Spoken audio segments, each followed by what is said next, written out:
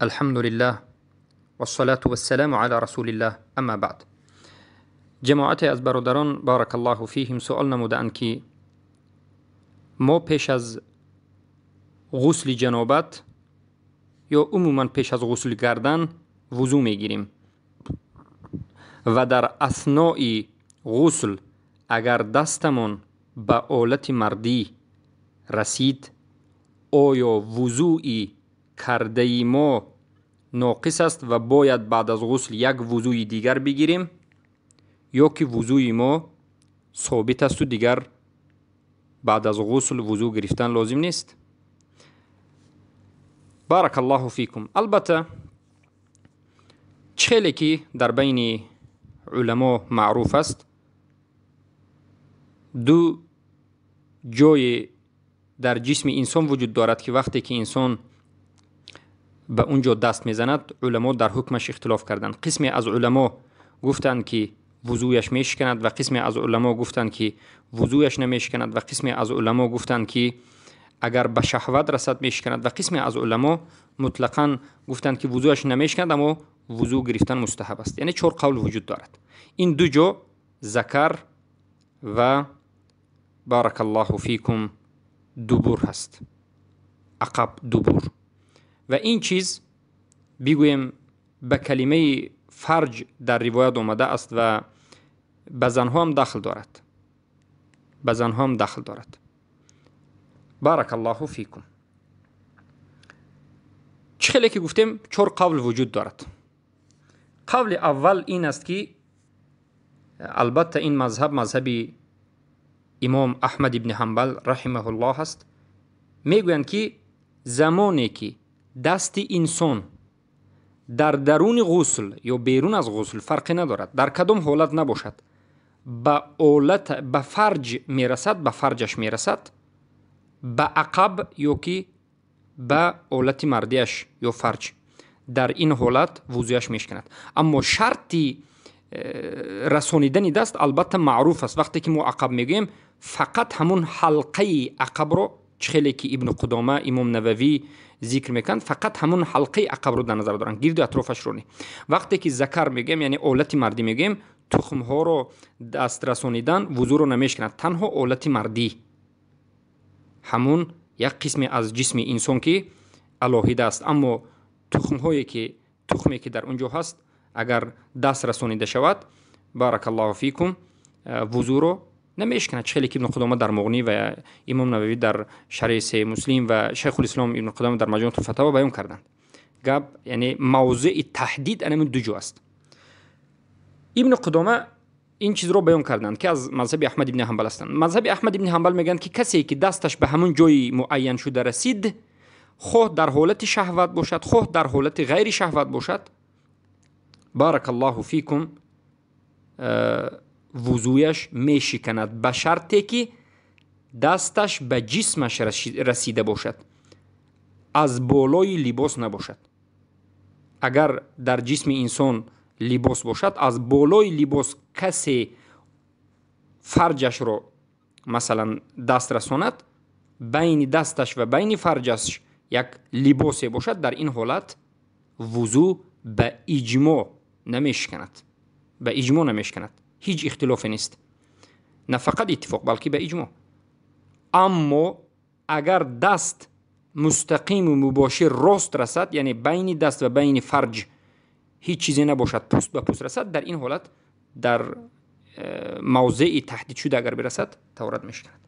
و البته احمد ابن حنبل رحمه الله از پیش خود این سخن رو نگفتند، دلیل دارند و دلیلشون حدیث بصرة بنت صفوان است، بنت صفوان که روایت میکنن که نبی صلی الله علیه و سلم قال من مس ذکره فلیتوضا. پیامبر گفتن که میگن هر کسی که ذکرش رو، آلت مردیش رو دست بگیرد، دست زند، دست رساند، وضو بگیرد. و حدیث ابو هریره رضی الله عنه است که میگن، حدیث دوم دلیل میگیرن که اذا افضى احدكم بيده الى ذکری، اگر یکی از شما دستش رو به سوی ذکرش برد و رسد، لیس دونها سطر، یعنی بین دستش و بین فرجش ذکرش اگر لباس نباشد، یک متاع نباشد، فقد وجب علیه الوضوء. به تحقیق به این انسان وضو واجب می شود. در این روایت ذکر اومده است حالت مردی و در روایت دیگر فرجهی میگن، فرج اومده است.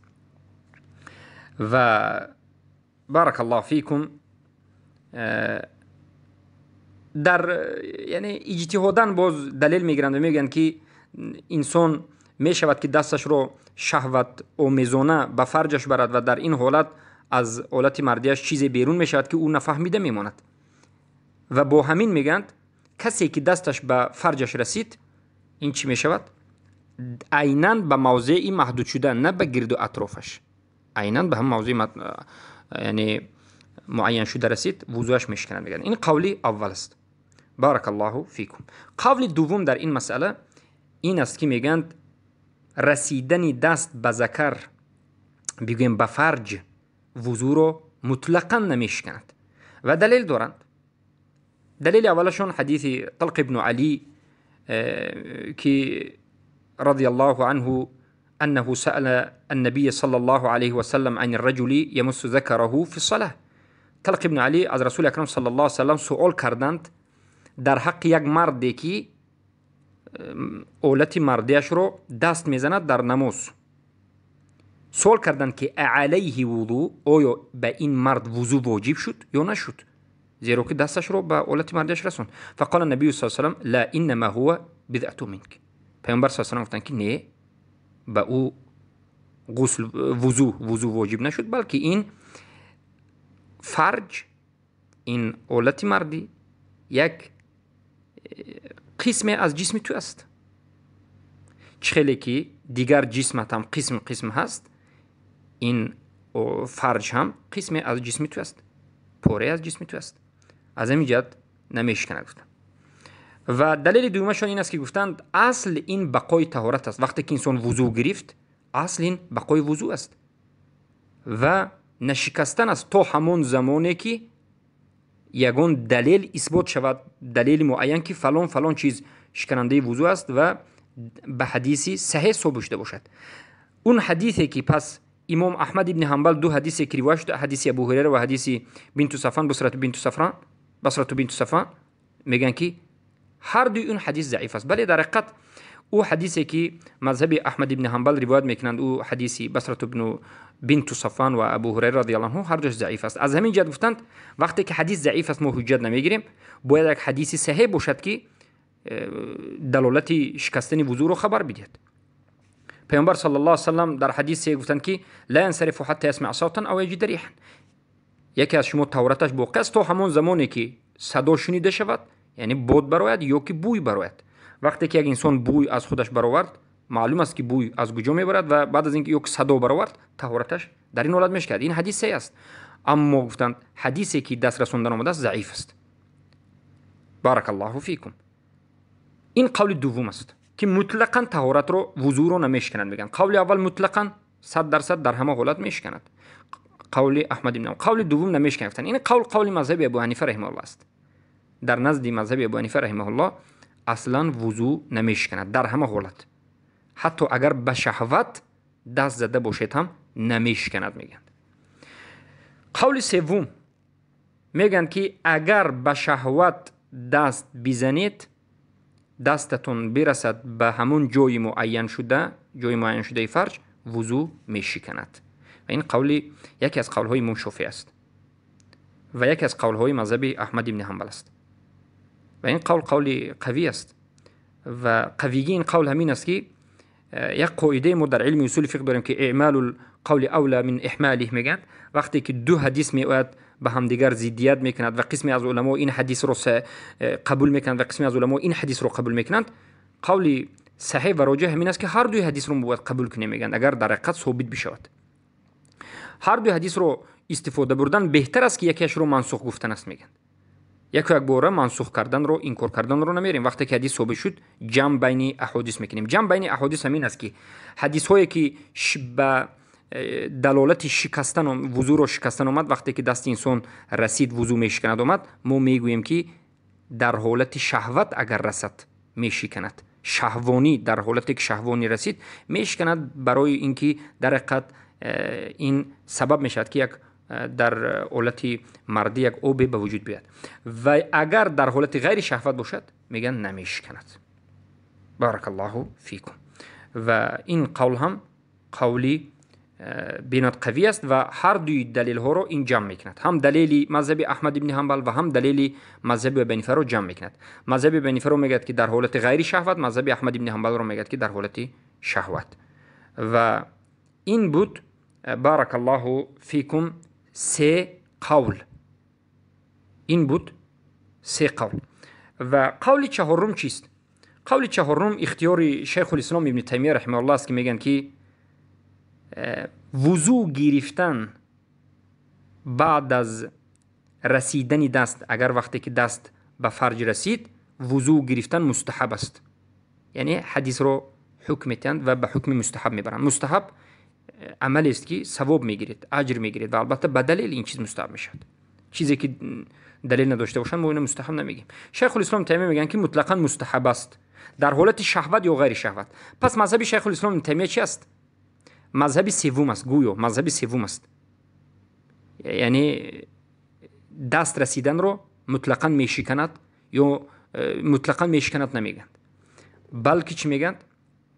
نمیشکند اما وضو گرفتن افضل است.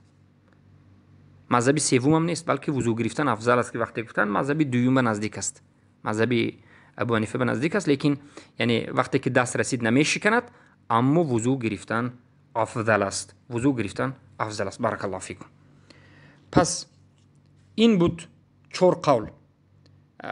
قولی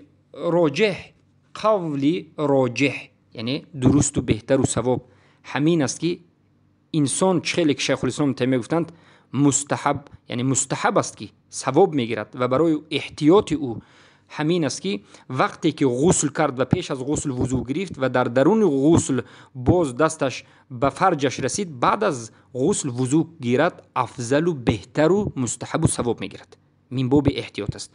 اما اگر به ناگاه رفت و غسل کرد و دستش به حالت مردیش رسید اما وضو نگرفت، همون طهارتش، همون وضوی کرده اولش وضو است و البته که وضوش نشکسته است، زیرا که مطلقاً در رسیدن دست وضو شکستن قولی مذهب احمد ابن حنبل است. اکثر علمای معاصر که در همین هستند، لیکن قولی راجح نیست، ضعیف است. بلکه اگر بگیم صحیح شود هم انسان در حالت شهوت اگر برسد وضویش میشکند. گفتن این قولی قوی است. اما اختیار شیخ الاسلام ابن تیمیه قوی تر است. در حقیقت این مائل میشد به مذهب حنفی که در همه حالت دست انسان وقتی که رسید میگند به شهوت یا غیر شهوت وضو نمیشکند، لیکن من باب احتیاط وضو گرفتن افضل و بهتر است. بارک الله فیکم و حیاکم الله بیاکم.